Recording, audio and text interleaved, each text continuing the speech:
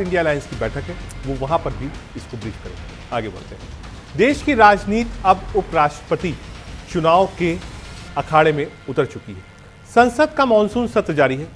विपक्ष दिल्ली के केंद्रों की ओर मार्च करने की तैयारी में है और इसी बीच सत्ता पक्ष यानी एनडीए ने अपनी अगली चाल चलती है। आज दिल्ली में एनडीए की सदस्य पार्टी के फ्लोर लीडर्स की अहम बैठक हुई और इस बैठक में बड़ा फैसला लिया गया। केंद्रीय मंत्री किरण रिजिजू ने साफ कर दिया कि बैठक में उपराष्ट्रपति पद के चुनाव को लेकर थी और उसमें सभी दलों ने बीजेपी को एक मत से अधिकृत कर दिया कि वो अपना प्रत्याशी खुद तय कर लें। यानी भारतीय जनता पार्टी अब बिना किसी अंदरूनी रुकावट के उपराष्ट्रपति उम्मीदवार का ऐलान कर सकती है और ये फैसला दिखाता है कि एनडीए अंदर से कितना एकजुट है। लेकिन सवाल ये उठते हैं, क्या ये सिर्फ उपराष्ट्रपति पद की तैयारी है या इसके पीछे कहीं ना कहीं 2029 की सियासी बिसात भी बिछ रही है? क्या ये दिखाने की कोशिश है कि विपक्ष भले ही इंडिया ब्लॉक के नाम पर फोटो फ्रेम में एक साथ दिखे, लेकिन असली रणनीतिक एकता एनडीए के पास है? और सबसे अहम, विपक्ष क्या कर रहा है? क्योंकि कल विपक्ष के पास भी मौका है। जब इंडिया गठबंधन चुनाव आयोग तक मार्च करेगा, क्या वो उपराष्ट्रपति पद के लिए साझा उम्मीदवार उतारेगा या ये चुनाव भी राष्ट्रपति चुनाव की तरह एनडीए के लिए एक तरफा साबित होगा? राजनीति अब तेज हो चुकी है और उपराष्ट्रपति की कुर्सी सिर्फ एक संवैधानिक पद नहीं, बल्कि सत्ता की रेखाओं को फिर से खींचने वाला केंद्र बन चुका है। कुछ जानकारी है एनडीए फ्लोर लीडर्स की जो बैठक हुई है वो अब आपको बता रहे हैं। एनडीए फ्लोर लीडर्स की अहम बैठक हुई है। दिल्ली में एनडीए नेताओं की बैठक हुई है। किरण रिजिजू ने दी है बैठक की जानकारी। बैठक का एजेंडा था उपराष्ट्रपति चुनाव। क्या ये 2029 की तैयारी है? क्या उपराष्ट्रपति चुनाव से एनडीए ने 2029 की बिसात बिछा दी है? विपक्ष पर मनोवैज्ञानिक दबाव बनाने की रणनीति है। एनडीए दिखा रहा है रणनीतिक मजबूती का एक संदेश। उपराष्ट्रपति की कुर्सी अब सियासत का केंद्र बन गई है। संवैधानिक पद से ज्यादा राजनीतिक संतुलन का प्रतीक है। सत्ता की रेखाएं फिर से खींच रही हैं। हर मोर्चे पर तेज हो चुकी है सियासी जंग। क्या कुछ कहा किरण रिजिजू ने, सुनाते हैं। एनडीए पार्लियामेंट्री पार्टी का फ्लोर लीडर्स का बैठक में प्रस्तावना पास किया है कि आने वाले उपराष्ट्रपति का चुनाव के लिए प्रोसेस को आगे बढ़ाने के लिए और कैंडिडेट का नाम तय करने के लिए पूरा अधिकार देश के आदरणीय प्रधानमंत्री मोदी जी और साथ में राज्यसभा में सदन के नेता जेपी नड्डा जी को सौंपा है। आदरणीय प्रधानमंत्री जी के नेतृत्व में जो भी निर्णय होगा वो सब सर्वसम्मति से एनडीए पार्टी समर्थन करेंगे। ये प्रस्तावना आज पारित किया है। एनडीए पार्लियामेंट्री पार्टी का फ्लोर लीडर्स का बैठक में प्रस्तावना पास किया है कि आने वाले उपराष्ट्रपति का चुनाव के लिए प्रोसेस को आगे बढ़ाने के लिए और कैंडिडेट का नाम तय करने के लिए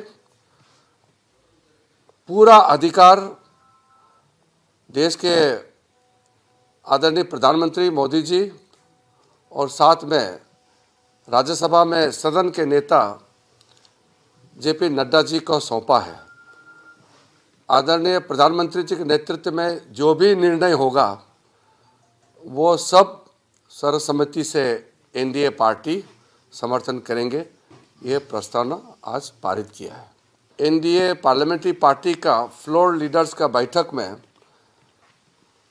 प्रस्तावना पास किया है कि आने वाले उपराष्ट्रपति का चुनाव के लिए प्रोसेस को आगे बढ़ाने के लिए और कैंडिडेट का नाम तय करने के लिए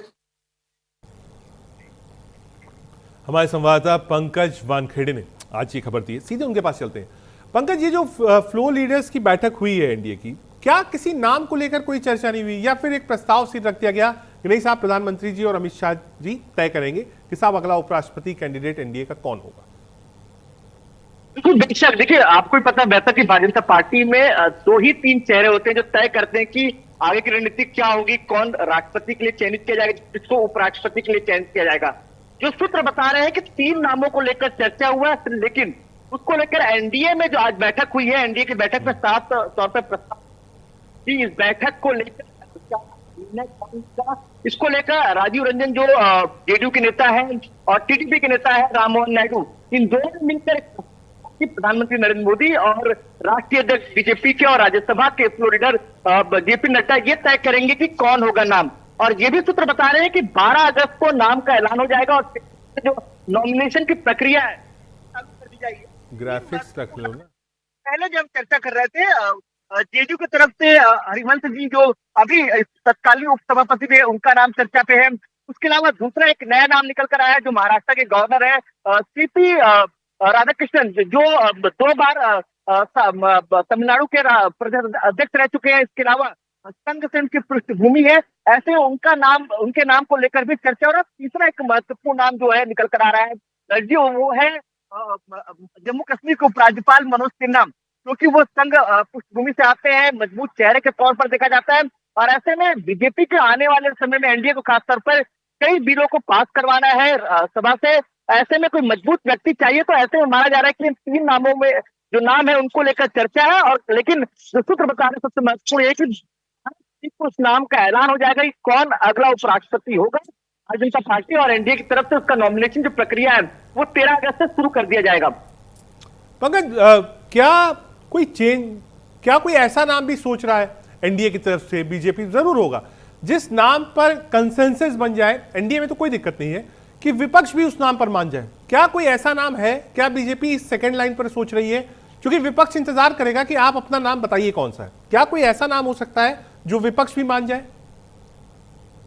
बिल्कुल, बेशक। देखिए, विपक्ष की तरफ से जो सरकार की तरफ से कहा जा रहा है, सूत्र जो खबर बता रहे हैं, ये मानना है कि इंतजार विपक्ष इसी बात का कर रहे हैं कि एनडीए कोई ऐसा नाम दे जो सर्वसम्मति से विपक्ष भी मान ले। इसलिए लगातार ऐसे नाम को खोजा जा रहा है। जो जैसे मैंने एक सीपी जो राधाकृष्णन है, इनका नाम जो प्रदेश अध्यक्ष रह चुके हैं और वर्तमान में राज्यपाल है महाराष्ट्र के, उनके नाम को लेकर चर्चा किया जा रहा है क्योंकि वो पृष्ठभूमि आरएसएस की है। और दूसरा सबसे महत्वपूर्ण है कि वो तमाम राजनीतिक दलों से मेल जोल खाते नजर आए। उनकी जो पहचान एक तौर से कहा जाए कि तमाम पार्टियों से वो अपना ऐलान बनाते नजर आए, तो ऐसे में उनका नाम लेकर सहमति हो सकती है। दूसरा मनोज सिन्हा। लेकिन तीसरे नाम को लेकर अगर मैं कहूं तो ऐसे नाम को लेकर चर्चा हो रही है और मैं पहले भी इस बात को कह चुका हूं कि आरएसएस इस बात को नहीं है जेडीयू या एनडीए अलायंस का कोई नाम हो, वो नाम हो तो बीजेपी या संघ पृष्ठभूमि का हो, जो संघ में उसकी पुरानी भूमिका रही हो, संघ में वो प्रचारक के तौर पे काम करता रहा हो, या तो फिर बीजेपी में लंबे समय से काम करते रहे हो, अखिल भारतीय विद्यार्थी परिषद में हो। ऐसे नामों को तलाशा जा रहा है जो अखिल भारतीय विद्यार्थी परिषद के लिए भी और आरएसएस के लिए। अगर आप संघ के लिए और बीजेपी के लिए लंबे समय से काम करेंगे तो आपको एक बेहतर जो पुरस्कार हो आने में मिलेगा। इसलिए माना जाता है कि बीजेपी की तरफ से ही कोई नाम हो सकता है। पंकज, आप नजर बनाए रखिए इस पर, कोई भी अपडेट होगा हम आपके पास आएंगे और समझने की कोशिश करेंगे कि आखिर उम्मीदवार कौन होगा। कोशिश यही होगी बीजेपी की कि कोई ऐसा उम्मीदवार हो जिसको विपक्ष भी मान ले। एक छोटा सा कमर्शियल ब्रेक लेकर कहीं बचाइए, देखते रहिए न्यूज़।